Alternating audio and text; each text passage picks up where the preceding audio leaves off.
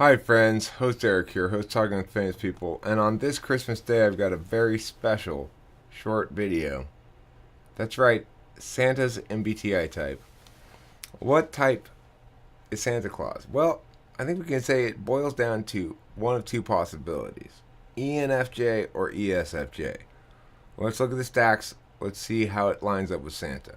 Now first of all, as far as gift giving goes in general, I think your ENFJ is going to be a little bit more lavish in the gift giving department than the ESFJ. The ENFJ is more concerned about others' perceptions and managing those perceptions, or is concerned in a more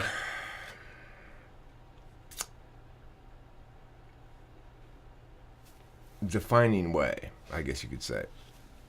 So that right off the bat is going to lead me towards ENFJ.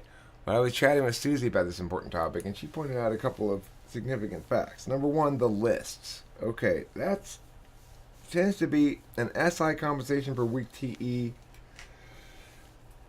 So, I mean, you're looking right there at somebody who's making lists all year round about who's naughty and who's nice and checking it twice.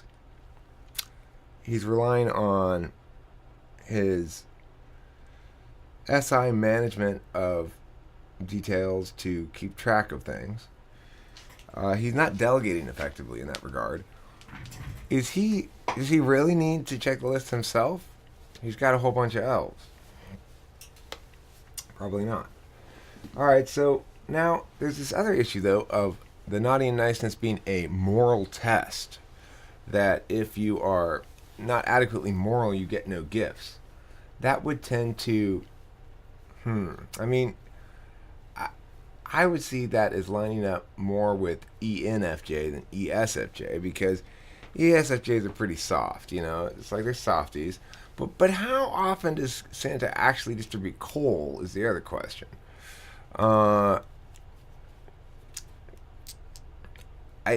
hear the threats.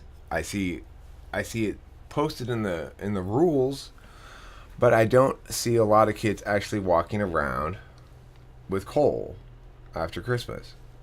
So I have my doubts about whether Santa's got the hardness necessary to be an ENFJ. ENFJs can be kind of hard when things run afoul of their vision. They can be rather not concerned about the autonomous equality of others, I guess you could say. Anyway, so let's talk now about the reindeer and the elves and the whole setup here. Okay, so we're looking at bad to E, no doubt about it. Flying reindeer, and a sled. Well, we've got a couple problems here. One, it's winter. It's going to be cold. Number two, I mean, flying reindeer are fine, I guess. Since it seems to keep the sled aloft and it does the job, might as well. Going down chimneys, why not leave the presents on the doorstep? An ESFJ or an ENFJ, either one, would be very concerned about the fact that the present has to be under the tree. You can't just leave it on the doorstep, you gotta put it under the tree. So I can understand that would go either way. Talk about... Okay, but look. He's been with Mrs. Claus forever. They seem very happy together. And from what I can tell, Mrs. Claus is an INTP.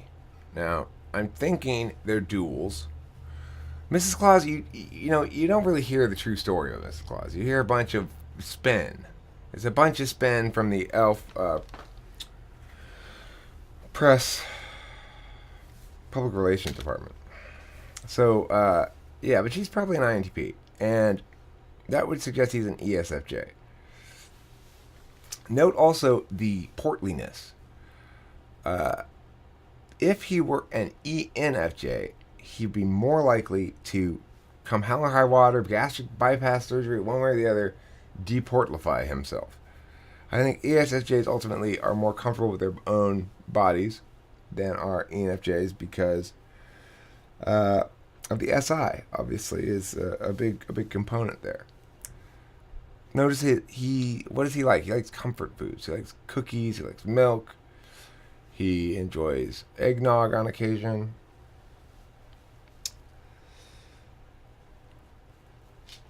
So, at the end of the day, while there are a couple of indicators of ENFJ, I think I can fairly well say, with 100-degree certainty, let me check with Jesus real quick.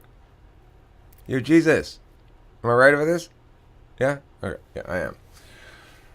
Santa is hereby declared by me with full agreement from Jesus Christ. He's chilling over here.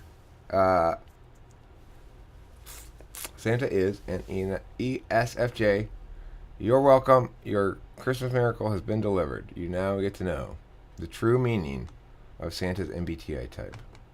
Merry Christmas, and to all a good night.